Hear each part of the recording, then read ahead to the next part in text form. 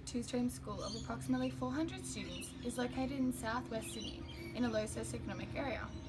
The students in School X come from a variety of nationalities, with varying home lives and family structures. The particular classroom that is at the focus of this provocation is a Year 4 classroom with 26 students with roughly even numbers of girls and boys. School X has an active role within the community, participating in local events such as Wakakiri, art club and competitions, chess, choir, gardening and sporting events. Little ICT is used in the classroom, and when it is used, it is poorly managed, resulting in many issues occurring. One example of these issues is when students were presented with a task on their computers, they were found to be not paying attention to the task at hand. The students were distracted by other programs which were readily available on the iPads and laptops and via the internet. The teacher in the classroom found it was quite hard to manage all the students at once and ensure that they were all on task, as it was hard for the teacher to watch all the students' screens. The teacher also found that the distractions increased as students had to share the use of devices, as there were not enough devices available for each student to use technology one-on-one. It was observed that the teacher got frustrated at her inability to control the classroom. The technology that was implemented was unfamiliar to the teacher, and she was not fully aware on how to best use it to benefit the students' learning, which was another issue that caused disruptions in the classroom and led to unruly behaviour from the students. Later that afternoon, she was busy organising a task for the next day and had a 30-minute YouTube clip playing with little educational value, while the students sat on the floor and watched it. The teacher also had difficulties loading the YouTube clip onto the smartboard initially due to internet troubles, which led to unrest in the classroom. We will now speak to Elena, who will tell us more about this incident and the significance of it. Thanks, Jaclyn. The poor use of ICT in the classroom can have negative impacts on the learning of the students.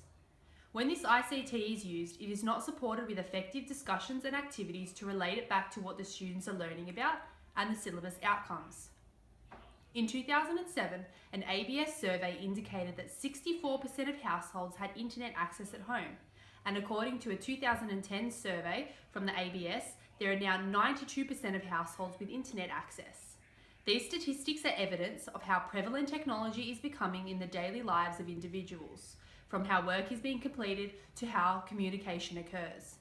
Whilst this may be the case, technology is only as good as the pedagogy that goes with it. Schuck and Kearney conducted a case study in 6 Australian primary and secondary schools with results that focused on the relationship between technology and teaching pedagogies. They discovered that while ICT and associated technology has great potential for authentic learning, the full potential was rarely exploited. This particularly links to School X, as when technology was used in the classroom, the teacher did not exploit the full potential. Where the YouTube video was played, discussion based around this video, or the inclusion of an interactive activity utilising the smartboard could have been included, rather than the teacher using the clip as a child-minding technique. The teacher could have also become more familiar with the Web 2.0 tool that was implemented in the lesson to ensure that the tool met the learning needs of the students and was not a waste of a lesson. The case study also showed how the most common pedagogical approaches were whole class, where the teacher was always directing the information towards the students in an authoritative way. An approach like this, which is seen in School X, where there was a lack of higher order questioning and the teacher directed most of the learning, was seen to absolve students from taking responsibility for their own learning. Another negative impact of the technology use at School X was the unrest that was caused due to technology not being available for each individual student. The fact that students had to share devices meant that there were more discussions taking place, which led to a louder classroom and greater distractions for the students. The teacher's inability to manage these discussions and the noises in the classroom became a significant problem. Groundwater Smith describes how all students within the education system, regardless of gender, race, age, ethnicity or disability, should have equitable access to new technologies, but this is not the case for School X. The teacher at School X needs to be mindful that her students are constantly exploring, negotiating and expanding their own literacies, and while showing videos on smartboards can be an effective teaching method when combined with discussion and further activities, the teacher failed to further the students' learning and understanding by challenging their thinking. Educators have a clear duty to be aware of the exclusive and inclusive potential that technology can have, as well as the best and most effective ways to implement it, especially how classroom management strategies need to be altered. New technologies bolted on to traditional practices will not meet the challenge of teaching and learning to changing times. Engaging pedagogy supported by new technologies have the potential to transform student learning and deliver equitable outcomes. We'll cross to Carina now, who will provide us with some solutions to the problems we have just spoken about. To address the problem of technology not being used effectively to support the needs of the students and ultimately leading to unrest in the classroom, we have come to the conclusion that a teacher training day is essential. With ongoing training being continuously integrated, ongoing professional development keeps teachers up to date on new research on how children learn, emerging technology tools for the classroom, new curriculum resources, and more. If the teacher and students are not experienced with technology in the classroom, valuable time is often wasted on technical troubles. When using ICTs, lesson planning is vital to ensure everything will run smoothly and valuable class time won't be lost. There is a shift in the role for teachers as they no longer have to serve as leaders in the classroom, but leadership skills and practices are still important, especially those related to lesson planning, preparation, and follow-up.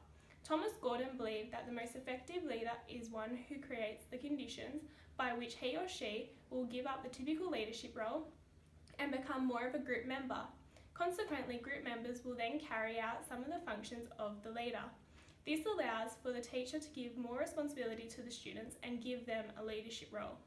Thomas Gordon also believed in the 4-step process, which groups tackled problems more systematically and effectively. Number 1, recognizing and defining the problem. Number 2, diagnosing the problem. Number 3, making the decision. And number 4, accepting and carrying out the decision. If the teachers are educated to take these steps, then it will lead to a more well-managed classroom. Another problem in School X that is necessary to be addressed is the teacher's inability to monitor students' progress effectively throughout the lessons to ensure they stay on task. One particular solution is the implementation of websites like Amondo and Kidsblog, where the teacher is able to monitor student progress and see the students are on task.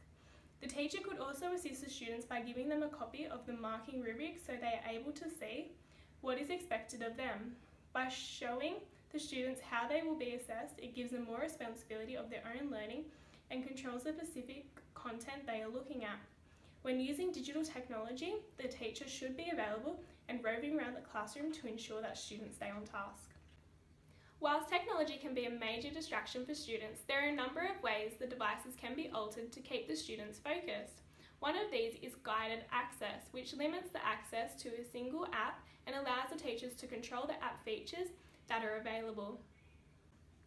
The lack of devices available for individual students in the classroom is another problem affecting classroom management, as the students need to work in larger groups, leading to a louder working space, some students not participating, and discussions that are not on task. When less devices are available, the teacher should have an alternate task that students can participate in and still achieve the same outcomes. This could include the use of small group rotations, where each student has access to a device available to them for a short period of time. B.F. Skinner believed in the use of positive reinforcement and training children to recognise what good behaviour is. Bill Rogers believes that all students work differently and behaviours change when students work in groups rather than one-on-one. This shows how the teacher at School X needs to take into account the varying behaviours of students based on their individual or group work and alter her management strategies to suit these. In conclusion, School X has had many issues with the classroom management, which are mainly due to the little use of ICT within the classroom, and when it is being used, it is poorly managed, causing numerous issues to arise. Some of these issues included the teacher being unable to monitor all students when using ICT use was irrelevant at times, technology not effectively being used to support students' learning and consequently causing unrest among students, and both the teacher and students being inexperienced with technology, resulting in an unproductive lesson. If the solutions presented are followed, it will lead to a well-managed classroom where the learning needs of the students are more likely to be met.